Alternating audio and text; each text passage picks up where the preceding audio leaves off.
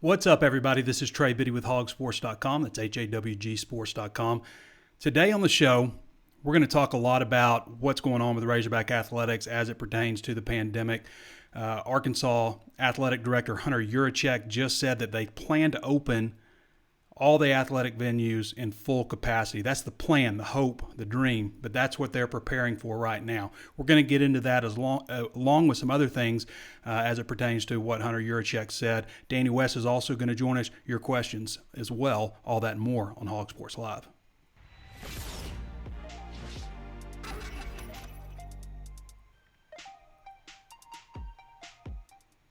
As always, I want to remind you there's plenty of ways to watch and listen. You can always view us on Facebook Live. Be sure to subscribe, be sure to follow the page if you haven't done so already. We're almost at 80,000 followers and would love to hit that mark. Also available on YouTube. Be sure to subscribe to the channel, hit the notifications bell so you're notified anytime we upload a new video.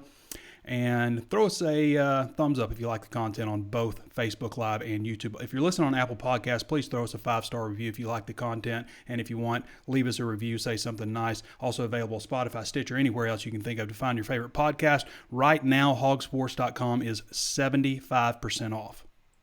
Okay, this is the best one that we do. This is our biggest deal. We've run it a couple of times. It's been a huge success, so we're bringing it back right now. 75% off at HawgSports.com. What that breaks down to is 7 cents a day, 52 cents a week, $224 a month, and billed at just $26.85 for the entire year. You can go to HawgSports.com. You'll see the article on the front page. You can click that, or you can just click join at the top right. There's no promo code or anything, but we promise you're going to want this when football season opens up, and it's looking like it's starting to do that. So subscribe if you like the content that we do on Hog Sports Live. If you like what we do on Drive Time, Out of Bounds, all the other things that we do for free, you're going to love what we have behind the curtain if you haven't tried yet, and now is a great time to do it. Okay. Appreciate y'all bearing with me. Obviously, the reason we do these shows is so we can promote the website. So Arkansas preparing for full capacity in Donald W. Reynolds Razorback Stadium, 76,000. I think this is interesting because just recently Iowa State mentioned that they are going to open at half capacity. They got a 61,000 seat stadium. They're going to open at 30,000. That's still not going to be like 6 feet apart from each other. It's just one person removed everywhere. But Yurachek is saying they're going to open at 76,000 seat capacity if they can get that many in there. They've got 30,000 season tickets sold, 31,000, and they're not going to be selling, for now, single game tickets because they don't want to run into a situation. So they're not just like, we're full bore ahead. It's going to be full capacity because they're also, they don't want to have to go back and refund a bunch of single game tickets. So they're not selling those just yet. But there's still a long time till football season. Things right now are going at a good pace in terms of, there's been not just the medical community with, some drugs that are, working, knowing more about the virus and all those types of things. And also with, economy-wise, things slowly opening up and still moving forward in that direction. And hopefully that'll continue. And if it does, then I think we see a point where they are able to open. Now, they're not going to be testing fans as they enter the stadium or the arena, Bud Walton Arena or wherever. They're not, because, in September, Hunter Yurachek made a good point here. In September, you might walk a half a mile to the football stadium, and it's September, whenever I guess there's a few games in September in Fayetteville, but, you might be a little flushed. They're looking for temperatures that are 100.4 degrees. So, and they're not going to be testing everybody as they come in and out of the stadium. And I thought he made a good point, in saying at the end also, a student athlete is going to test positive for coronavirus. It's part of opening up. You're still going to have, it's not like we're going to stop everybody from getting coronavirus, but they're going to mitigate it as much as possible. We're going to take the proper steps. As far as athletes returning to campus, that's the 8th, June 8th. They're going to have to undergo a rigorous physical. And they're not going to be just like testing everybody. They're going to do, temperature checks and things like that. But they are going to do daily screenings.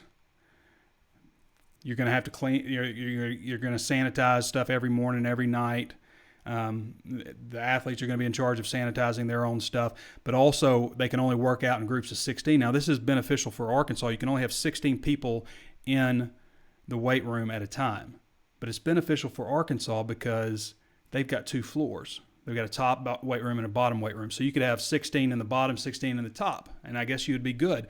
So maybe that'll make scheduling a little bit easier. If it's me, I'm taking my top 16 defenders, my top 16 offensive players, and working them out together, because afterwards, after you're doing voluntary workouts with, the strength and conditioning staff, not the coaches and stuff, but after you're doing those, then you can go and do stuff on your own if you want. You could get, 11 guys out there, or just do pass skelly and actually go through some of the stuff that you've worked on from a textbook standpoint with the Zoom meetings and stuff while you've been away. And there's nothing to stop the players from getting together with a ball and practicing. Now, Yurachek seems to think, and Barry Odom and Kendall Briles and Sam Pittman all asked them at different points, asked all of them this question. And they all think that they are going to get a football at some point, probably in July, so they'll be able to go some things since they did miss the entirety of the spring. Now, that doesn't mean they go full pads. It doesn't mean they wear helmets even, but just at least to get a ball out there and run through some stuff. I wouldn't be opposed to letting them have a helmet. That's not a big deal. But since they did miss spring, let them do some stuff like that. You don't want to do too much on them, because you don't want to have, mid-July, you start having these workouts, and then August 4th or 5th, whatever Yurachek said, when you start August camp, then you go through that, and then you're just completely burned out. That's not how football works anymore. They don't do it that way. They try to keep you healthy going into the season. There'll be other things, you wearing masks when you come in and out of the facility, all of those types of things. So it also is going to impact recruiting. I should get to this first before we get to future recruits. Let's get to the current incoming 2020 class. So all the freshmen who have not enrolled early, and all the players who aren't transfers, so all the freshmen who would be entering their first semester of college, they're going to delay their enrollment until the 29th. So June 29th for freshmen to arrive. Now, that's not across the SEC. That is Hunter Yurachek's decision, just based on, his experience and having sons also. Do you want to just bring the freshmen in, and they've got all this other stuff they've got to adjust to, and college life and all this stuff. So they're going to delay that a little bit with the freshman enrollees till the 29th. Now, as far as recruiting, they have extended the dead period again to July 31st. It was supposed to expire June 30th, which I thought that date initially was excessive. And now July 31st. So they basically wiped out all of spring recruiting, and obviously you had to do that, but also all of summer recruiting has been wiped out.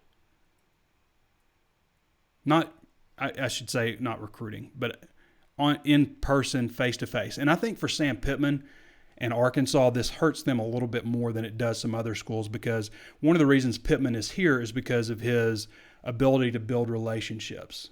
And that's something I think that it was lacking with Chad Morris. And so, you tend to go in a complete opposite direction with Sam Pittman. That's obvious.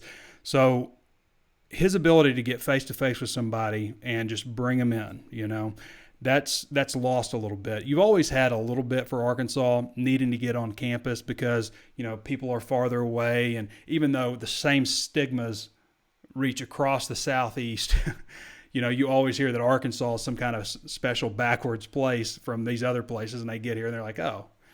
So you've always had that undersell, over-deliver aspect of Fayetteville and the University of Arkansas. Athletes are just farther away. That's the only thing with Arkansas. That is the only problem with Arkansas.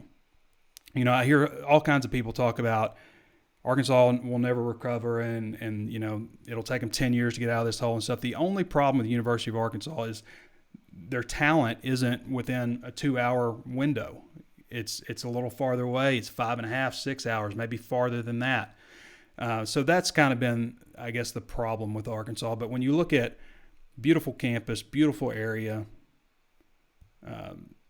first-class facilities in all sports, probably across the board in all sports, the best in the SEC. Across all sports, all 19 sports, Arkansas has the best facilities probably in the SEC. There's nothing left wanting with that stadium anymore, the football stadium. It's one of the 25 largest in college football, 76,000 seats. Nobody's saying, as I've said before, hey, we need a bunch of money to build this facility because we're lacking here or there. I don't want to repeat myself because I just talked about that, but it's amazing people's idea of Arkansas, and really the only negative, and every school has a negative, but the only one for Arkansas is the talent that they recruit isn't right next door, which is a big one. Let's not say it's not. It is. A lot of good stuff from Hunter Yurachek and a lot of stuff coming out today also.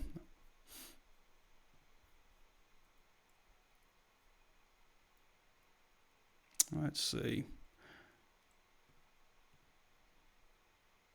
All right. We're going to get to Danny West here in just a little bit. ESPN, how long have I gone? ESPN released its toughest schedules per the ESPN FPI. They have Arkansas as 5th. You can go read that at HawgSports.com. I'll tell you who's ahead of them. South Carolina, who I think has the toughest schedule in the country for the second year in a row, but they've got them at 4. Penn State at 3, Michigan State at 2, Maryland at 1.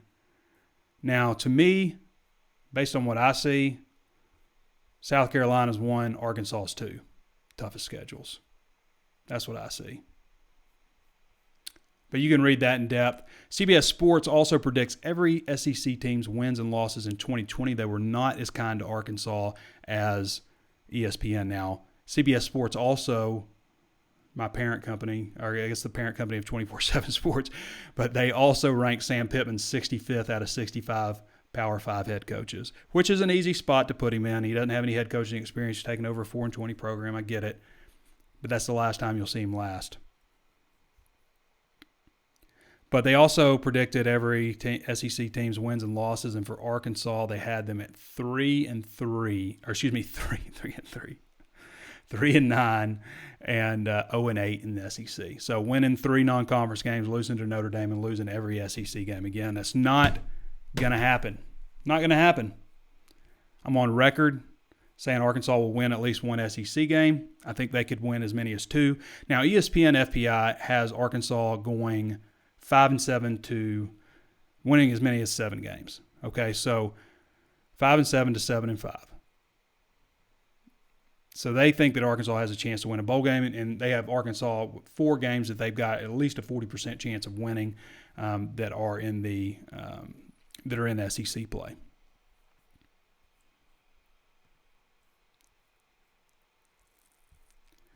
Okay.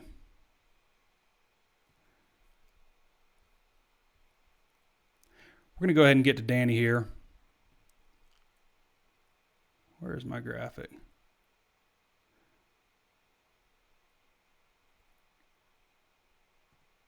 There it is. I just got to remind you guys one more time, 75% off before we get to Danny.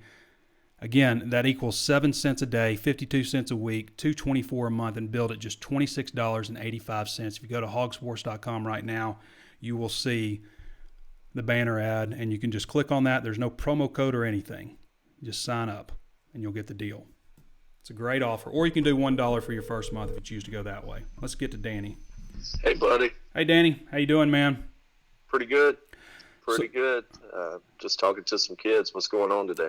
Well, I was just telling everybody about the 75% off offer that we're doing at HawgSports and why they should sign up. And most of your content that you provide is VIP, the recruiting scoop, and really painting the big picture for everybody. So I was just promoting that, and I think it's a great offer. It's the best offer that we do. We've done it a couple of other times, and it always ends up doing very well. So hopefully that'll happen again. So, Danny, you recently answered a mailbag, just several questions, and there's a lot of other things going on in recruiting. I'll just kind of let you take it and just tell us some of the latest stuff and what people can expect to read at HawgSports.com. Yeah, well, the latest is a new offer that went out to a JUCO linebacker last night. I think we're saying Kevon, could be Kevin. It's Kevon, Cloyd, out of Jones College down in Mississippi. So 6'2", 215. We know, Trey, that they're taking 2 linebackers in this class. They had a really big haul last year at linebacker, as people know. I think they Well, we'll see what, Cottrell Wallace, that whole deal, but at least 5 guys, right? Mm-hmm. So that's a pretty deep class there. But this year, you've already got Marco Avant on board, the in-state guy, and now it looks like they're going to want an older guy for that second spot. So they offered this one last night. Really no surprise. He's already got Arizona, East Carolina, a few others there. I think Monroe, Southern Miss, and the like. But, just looking at his profile, you would assume Arkansas might be off to a good start here in being one of the early, the first SEC type offer for this guy. So maybe one to keep an eye on there. Outside of that, it's been relatively slow in terms of new offers. In fact, I think there's only been – he was the second one in about 8 days here. So not a ton of new offers, still doing a lot of virtual tours. I actually talked to Cameron Ball last night, a big defensive tackle out of Atlanta, and he was telling me he's done multiple virtual tours with the staff already. So a lot of that going on. And as you mentioned earlier, the recruiting dead period now extended again. I don't think that's a good deal for Arkansas at all. But they're doing the best they can, man. And in general, as a general thought here, I think for the most part, everybody's got their eyes set on June 8th. Not only because obviously the players return to campus, but got a big potential big commitment coming that day with Rocket Sanders. He's got a top 5 of Arkansas, Oklahoma, Florida State, South Carolina, and Missouri. He's 6'2", 210 athlete out of Rockledge, Florida, who Arkansas is recruiting as a wide receiver. So I think everybody's excited to see what happens there. Obviously, Justin Steps offered 65 wide receivers. Yeah, he needs to put out a few more. I mean, usually, like, you offer 10 for every one, right? If you need one wide receiver, you offer 10. So you need 6 wide receivers? Well, yeah, I don't know about 6, but I do think there's potential for 4 this year. I mean, you think about the guys they've lost with Dion and Jordan, TQ now.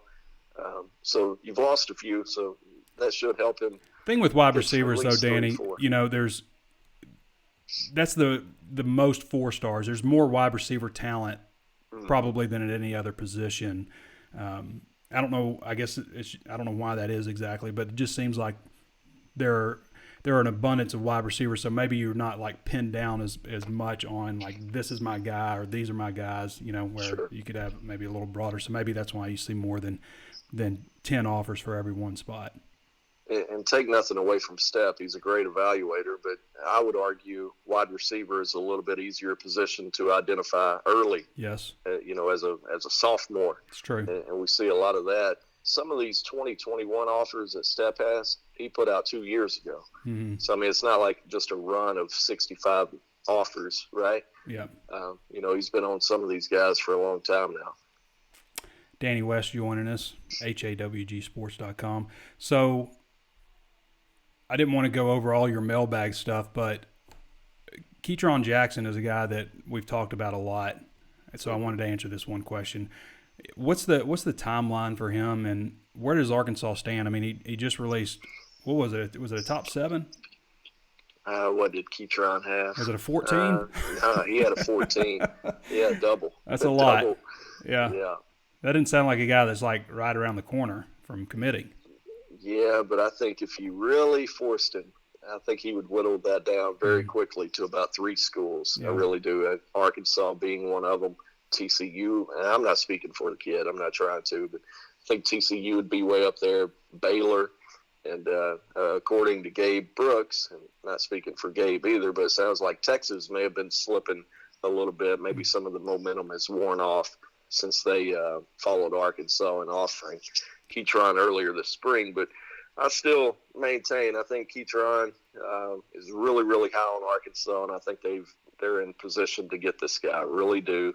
As far as a timeline, it's another case where this shutdown has really, I think, hurt Arkansas in a major way. They got the kid on campus March 7th, I believe. They were trying to get him back again for a repeat visit.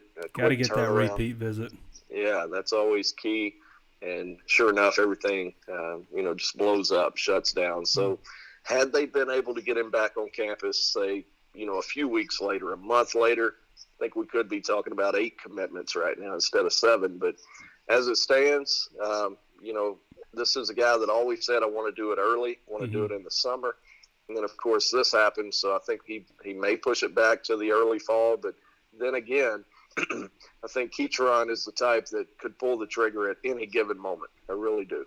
I think that you're going to see a lot of guys back off commitments. There's 325 more commitments right now than there were this time a year ago, which is crazy to me. That's a little bit dated at this point. That's about 3 weeks. It probably is. Yeah, it's probably more than that. So I guess I have to go back and count them all, Danny. Thanks. Yeah. But one by one. Yeah, one by one, each school. But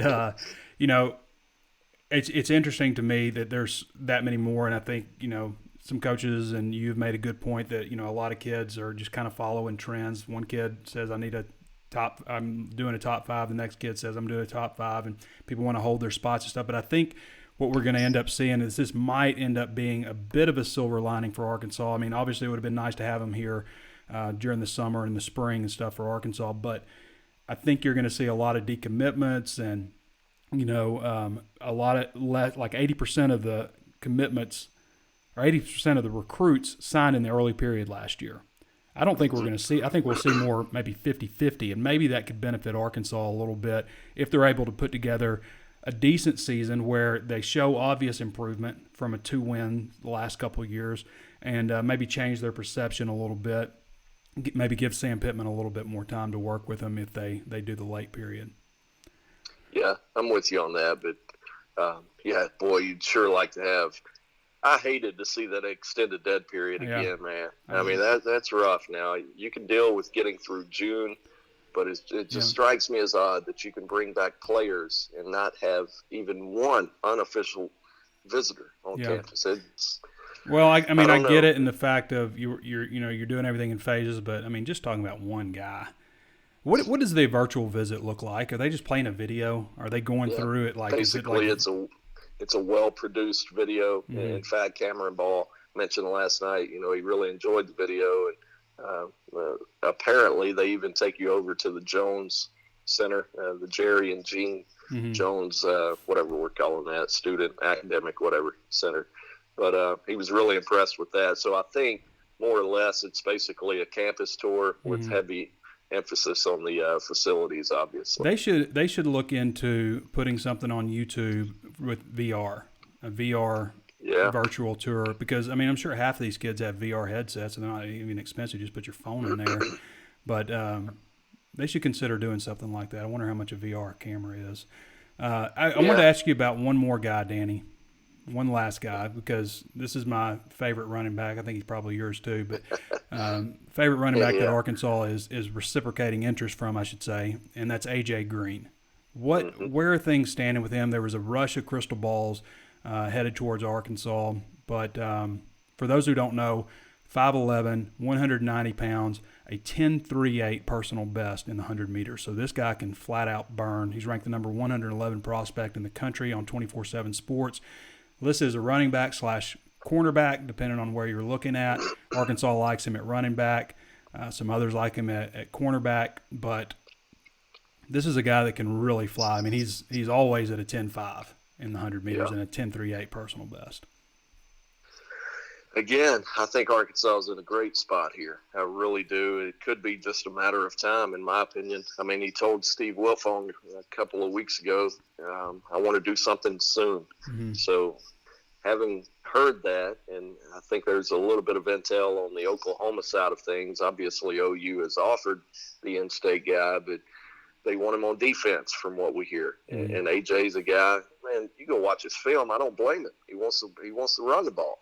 Mm-hmm. Just look at him. Yeah. So Arkansas is like, heck yeah, we'll take you. And of course, they've already got Javion Hunt.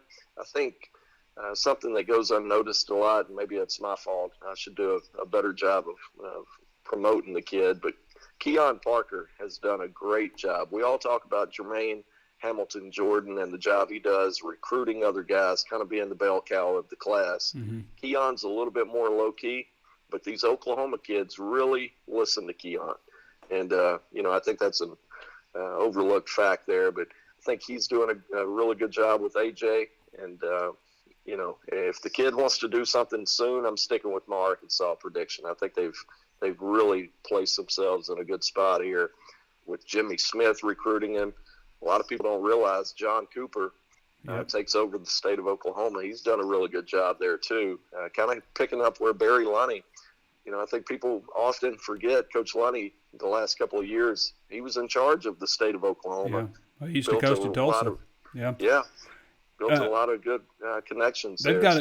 They've got some good connections with his staff, Danny. I mean, Brad Davis has ties to Oklahoma. Mm-hmm. You mentioned Jimmy Smith recruiting him, which, one of the reasons you bring Jimmy in because he just comes off like he would be a great recruiter. Sam Pittman was really impressed with him from his high school coaching days in Georgia, obviously. And then Coach Pittman being from Oklahoma. So, you've got some strong connections there, and we're seeing results in Oklahoma recruiting, obviously.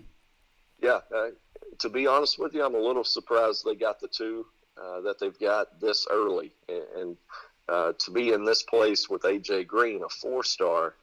Yeah, that kind of takes me a little bit. It's kind of surprising in my opinion. Got to get a stud running back. I mean, it's been a while. Amante Spivey, they've got some good backs. I don't mean to discredit anything, but usually you can tell. And 4-star backs are usually guys that they pan out usually pretty good, especially 5-stars. And that's one reason that Oklahoma's in on a 5-star back and another highly rated 4-star, but especially the 5-star. And I think that's one reason AJ Green is kind of being looked at at a different position for them. Devois was the last 4-star running back for Arkansas. Yeah.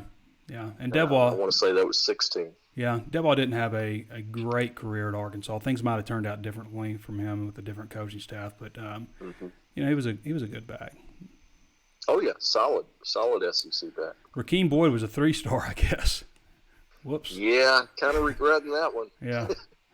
He's pretty good. Yeah. Did you see him on the cover of Athlon magazine that's coming out? Oh, did that come out? June 2nd. So June whenever 2nd. that is, we're a few days away, but Gotcha. they put Keem on the cover. Cool. Good deal. Yeah. All right, Danny. I think All we right, did buddy. it. All right, man. Yeah, Appreciate you. See you. That's Danny West. Danny does a great job with us at HawgSports. He's been with me for, well over a decade, I guess now. But he does a great job. Best recruiting man in the business, and I don't just mean Arkansas, but really lucky to have him around here in the state of Arkansas because he's one of the best in the nation, and that's very well recognized, I promise you, with people at 24/7 Sports. All right. Great, he was listening to me say all that, I guess. All right. Danny's got some other great articles. Who could commit to Arkansas next? Runs down 10 different people. If you were on our free VIP day yesterday, we had all of our stuff, all of our content, message boards, crystal balls, all that stuff was free. A couple of things before we get into your questions. Arkansas has contacted St. John's transfer LJ Figueroa. I probably didn't say that right. I should have rehearsed it. I didn't. Figueroa. Somebody can probably correct me with the phonetic spelling. But so he played under Mike Anderson last year.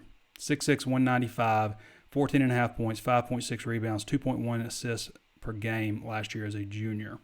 So it's got to keep an eye on. Mac McClung picked Texas Tech. That was another guy Arkansas was in on. There's been no word yet on Isaiah Joe. We know that everything's just kind of been pushed back with the NBA draft. The date to withdraw, which was June 3rd, all of that stuff. So there's been no new news on Isaiah Joe so far. Okay, last thing. Dominic Tamez, who was a freshman catcher last year at Arkansas, has entered the transfer portal. I should say this past season, which was obviously shortened to like 16 games. But he saw action in 8 games in relief of Casey. So he has entered the transfer portal. Obviously, Arkansas has added a couple from the transfer portal at his position. So that probably had something to do with it. But he was a very promising recruit, number 308 ranked player in the nation coming out of high school, according to Perfect Game. All right, on to your questions. Nathan Espinoza says, "Good afternoon, Trey. How you doing?" Doing good. doing pretty good considering everything. I was real encouraged to hear the news yesterday from Hunter Yurachek that they plan to have 75,000. I don't know how they're going to do it. I don't know if it's practical, but you got to plan for stuff. There's so many people out there to be like, oh, it's going to be impossible to do this, or you can't do that. You know, I want to hear some canned stuff. And if we run into roadblocks, you know, have contingency plans, but shoot for the stars on this stuff. You know, plan for big things. And I think that's what Hunter Yurachek is doing. But I know for a fact that, you know, contingency plans are in place. You know, things might not work out. You could have a huge outbreak.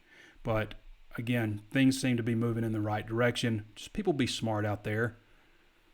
What are you doing, Lake of the Ozarks? In that pool? I mean, stuff like that just drives me a little crazy.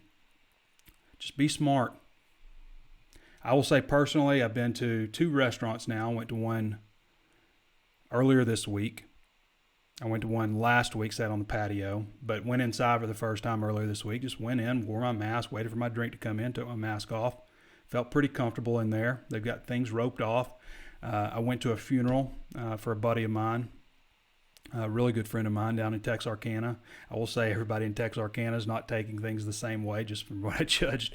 And or I guess I should say not Texarkana, but on the way to Texarkana, the gas stations I stopped at, nobody seems to be taking it too terribly seriously in terms of wearing masks or stuff like that. So a little bit different. But the church I went to had everything divided up, church in Texarkana, had everything separated out. We were at least 7 feet away from the next closest person. Everybody in the church had masks on. I thought they did a really good job, and it was a good service too. Okay, how many more days does Joe have to sign with an agent? So I haven't seen the exact date. I looked for it, but I just see it got pushed back. So it's not June 3rd. Josh Howard says, open up the hill, Woo Pig Suey. Robert Luke says, I was sending a message to have somebody watch. Appreciate you sharing that, Robert. If you haven't shared the content with somebody you think might like it, do me a favor and share it with somebody. Just copy the link and send it to them. Hey, you might like this. If you haven't seen this, check it out. If you like it, send it to somebody else you think might like it. Jacob Botwinick says, I would be in favor of them opening stuff up, but my biggest fear is we're going to see an athlete get it in the middle of the game or a fan get it. You mean like come down with symptoms in the middle of the game or something? But there's going to be athletes that get it. The good thing is, I say it's good, but it is, that the athletes we have seen get it, and there was like a list of 37 people in sports. I haven't seen anybody pass away from it. I mean, generally these guys are in good shape, young. I mean, I'm not saying there's not anomalies out there where young people get it and don't die, but because it happens, but it's very, very rare. I mean, if you're like 55 and under and no symptoms, no underlying conditions, I should say, I mean, the morbidity of this is like dramatically low, according to the experts. That doesn't mean go out and get sick. I did go get a antibody test. I thought that there was a chance that I would have it. I've had it when I was in Nashville because I was by somebody for 6 hours who had it. No mask, 6 hours side by side. I mean, after I found out about it, 10 days later, I quarantined the next 4 days, but I didn't have any antibodies, so I was kind of hoping I would. And we went to New York in February too, so I mean, they're like hitting areas but no antibodies for me. Joshua Shivers says, Trey, do you think who will have more of an impact, Traylon Smith or TJ Hammonds? I think Traylon Smith has a really good shot to have a big impact. That's nothing against TJ. I just, TJ does some stuff here and there that gets himself into a little bit of trouble. And I mean, a new coaching staff, who knows? New fresh start, who knows? But I think Traylon Smith is going to be your 2 back. Jason L. Downey says at least football is coming back. I hear you, man. I mean, hopefully we keep moving in this direction, even if it turns into no fans. I know people are watching European soccer matches with no fans, but they've got fan noise piped in, which I think is kind of necessary. You're just going to hear a lot of cussing. I think Josh Pate on Outkick said, or not Outkick, but What does Josh Pate show? Gosh, Josh, I'm sorry. Oh, man, I forgot. But anyway, Josh said that he would like to hear everything that's going on for the year, but I just think you're going to hear a lot of cussing if you do that. Brady Mitchell says, so the guys can come back for workouts, but a few recruits and their parents can't visit. Sounds about NCAA. Yeah, I mean, again, I get like phases. We're doing this phase and this phase and this phase. None's more important than the other. This is just the order we're doing it, but we're, not talking about having 200 kids up here for a junior day. Have a kid visit or a group of 5 kids, something like that. Randy Smith says, what's up, Trey? Ready to get past this virus crap? I hear you. Pat Graham Frick says, ESPN never gives any credit to Arkansas in any sport. I mean, to be fair, Pat, they were giving more credit than CBS. CBS is the one that predict Arkansas 3-9, which I don't agree with. ESPN said 5-7 and 7-5. Max ceiling 7-5. So a little bit different. A little more credit from ESPN, I guess. Philip Mouton says, I hope the guys have been working out. Somebody's not going to be. I mean, they're going to get here and somebody's going to kind of taking it easy the last 2 months. I've said before, working in a group, which I prefer working group workout. I didn't used to because I just kind of rather do my own thing. But when I work in a group, I get pushed more. I get better results. And I think that's very true with players. I can remember this time we went out and watched workouts, and I remember Jarius Wright just, puking all over the field. And I'm thinking, if you're alone working out, how often are you puking? Are you going to push yourself to puke? Probably not. So, and I know that not everybody has had access to the same. Some people have been working out with personal trainers. Some people have had access to a gym, but most have not had that. So hopefully they maintain and can build on some things when they get back to work. Dontrell Wesley says we will win 6 games. I wouldn't put it past them. I'm picking 5 right now. I think they'll win 2 of the 4 games that ESPN FPI has given them a decent shot at. It's Ole Miss, Missouri, Mississippi State, and Tennessee. Yeah, Tennessee and Fayetteville. Those are the 4 games that gives Arkansas a 40% chance or more of winning. So I think they win 2 of those. Get to 5. Donnie A. Butt says Arkansas will either go 6-7 or 7-5 in my thoughts.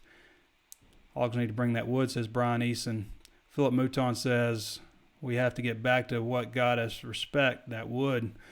Donnie A. Butt says hit them like Steve Atwater used to. Dontrell Wesley says I agree. Philip Mouton says yes, sir, Atwater was one of my favorites. Pat Graham Frick says registered and was directed somewhere else.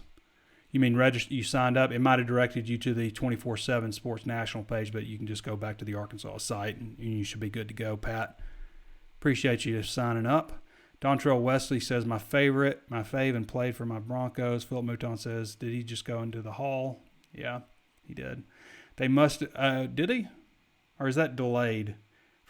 I think we just talked about that, so I think he did go in, but it was why is he not in? I think. They must have forgotten D-Mac gave us a formula, bring that wood. The rest will work out for itself. Dontrell Wesley said, yes, he finally did. It's overdue, guys. You're just having your own conversation in here. Josh Weaver says, what's our window to return to relevance? As in competing for an SEC West championship, not necessarily winning, but competing over or under 3 years.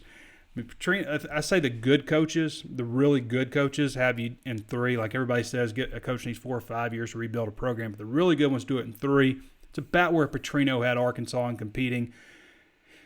Arkansas's got a long way to go. Let's just take the step forward to getting back to relevancy and competing for bowl games and threatening people, knowing, making other teams be like, okay, we got to be on top of our game here versus this is a cakewalk. Let's get to that point, and then we can start talking about championships and stuff.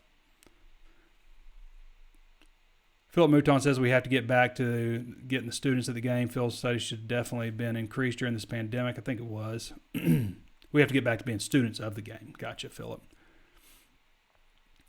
They must have forgotten about Milton Fields, Captain Crunch, Kevin White. Yeah, that extended dead period is a concern, says Philip. Scott Key says, I saw where Arkansas is wanting to open to capacity and hoping we see the Hogs at Notre Dame. I do too. I don't know that I'll ever get a chance to see Touchdown Jesus again aside from this game, so I'm hoping that this game, so they have, I guess, full capacity or lets all media in. Do we know anything about the Irish are doing, the Hogs are doing for away games? Right now, Notre Dame is planning to go full steam. They're planning. They go to Dublin the week before they play Arkansas. I think they play Navy. I can't remember who their opponent is. I think that's it, though. But they're playing in Dublin, Ireland, and they're still planning on doing that. Todd Willis says, let's play some football, Trey. Tim Campbell says, go Hogs. Philip Mouton says, go Hogs. Brian Easton says, come back, Joe, trying to win this ship. Donnie A. Butt says, dadgum, Danny West does a dadgum good job at what he does. Keep that good work. Danny. Yes, he does. Larry Brown says, go Hogs. Philip Mouton says, tell us something, Joe. I know. We're all pins and needles, Joe. Now's the time. If you want the news cycle, tell us. Donnie A. Butt says, I think Joe is coming back. I lean to that just because of the uncertainty of everything. Tyler Tober says, do you think, due to strength of schedule, do you think it's possible for Arkansas to gain bowl eligibility with 5 wins? I kind of went over the avenue of how they can get there. Win your 3 non-conference games. That's been easier said than done the past couple of years. But win those 3, not including Notre Dame, obviously. That's going to be a tough one. But win those 3, and then you got 4 games there that you got a shot. Tennessee and Fayetteville, Ole Miss and Fayetteville, Mississippi State away, or I think they would be favored to win Mississippi State if they were at home, and then Missouri and Arrowhead. Those 4 games are the ones that people give Arkansas a shot at, so they win half of them.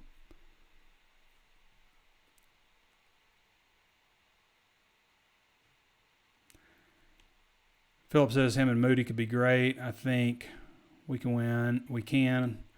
I know I'm not Trey, but this is a great question. I agree. I won't live my life in fear. I'm sick of hearing about the Rona, says Scott. Donnie Butt says, okay, do you think our secondary will get better this year, Trey, says Philip? So I think they have a shot to. And I think it's one reason is because, we can talk about all the things that Chad Morris did wrong at Arkansas, but what he did do great, I think, is recruit.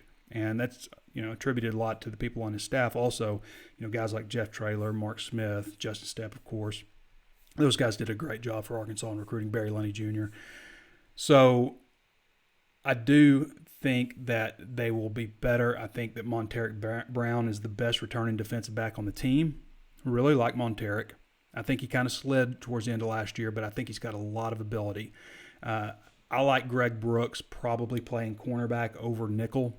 So I think you see Greg Brooks, Devin Bush competing with Jarquez McClellan over at the left cornerback spot if they decide to keep it that way. I think Jalen Catalon is a good bet to start at either safety or nickel. I like him at nickel. That's where I like him. Nickel, middle safety. You're going to have to learn all those spots. Joe Fouché, who played with a shoulder injury last year, hopefully that was one reason he didn't excel and take a big step forward. And hopefully that's better for him also. Miles Mason is another candidate. You also got Miles Slusher out of the freshman ranks. So there's some options back there in the secondary. I think that, all those guys getting a little bit older, I think you have a chance. But you also got to get a pass rush. You got to get pressure on the quarterback. It's all, it all works together. So I do think that they can be better. I'm not discouraged by the defensive front. I mean, especially the defensive line. The linebackers, a little bit sketchy. There's some question marks. They've got some guys with experience, but they've always just lacked depth there, But the defensive line, I mean, I look at it and I see Jonathan Marshall, Marcus Miller, Isaiah Nichols. I think Julius Coates could possibly move inside. Dorian Gerald, Eric Gregory, Matteo Soli, Zach Williams. I mean, that's a good young group in my opinion. Now, may not be like above average by SEC standards, but you're getting there.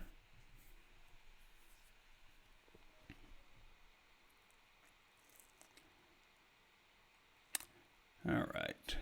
Jacob Bottenwick says, are you ready to go to a press conference after a game without Chad Morris? You're damn right I am, Jacob. Oh, yeah, I am. Maybe get some questions answered. Roger McCullum says, in your opinion, what's our quarterback depth chart? I think it starts out, I think most people would expect you start Felipe Franks.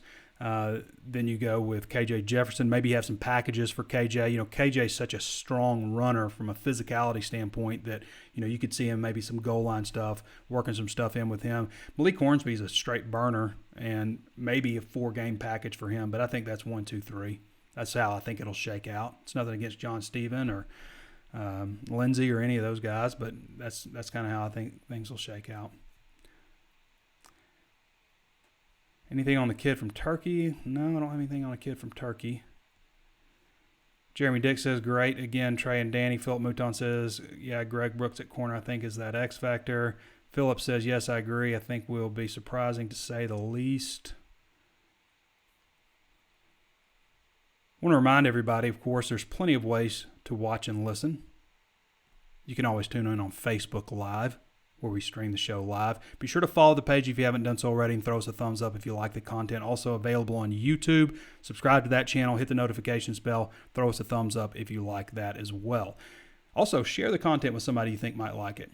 That's a good way for us to reach more people. So share the content, interact, comment. All of that stuff helps boost our channel. So when people search for Arkansas Razorbacks, they see our show. So it helps us out when you do that. Also, if you're listening on Apple Podcasts, say something nice if you like the show, or throw us a 5-star review, and available anywhere else you can think of to find your favorite podcast. As I was mentioning, it's 75% off right now, guys. 75% off right now for HawgSports.com. You're not going to beat that deal. That's the best one that we offer. It breaks down to just 7 cents a day over the year, 52 cents a week, $2.24 a month, and billed at just $26.85 for the entire year.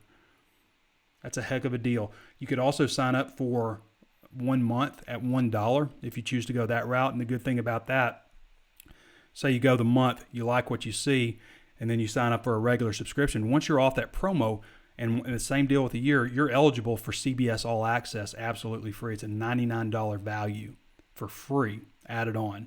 So you get all the CBS shows on demand, tons of movies, all that stuff on CBS All Access. So that's a really great deal too. So if you haven't done so already, highly recommend you trying us out at HawgSports.com. I want to thank all you for joining us. Appreciate you guys for making this show popular. And, of course, Danny West for jumping on and providing some recruiting content. Thanks again for your questions. We're going to wrap the show up now. This has been Trey Biddy with HawgSports.com, and we'll see you next time.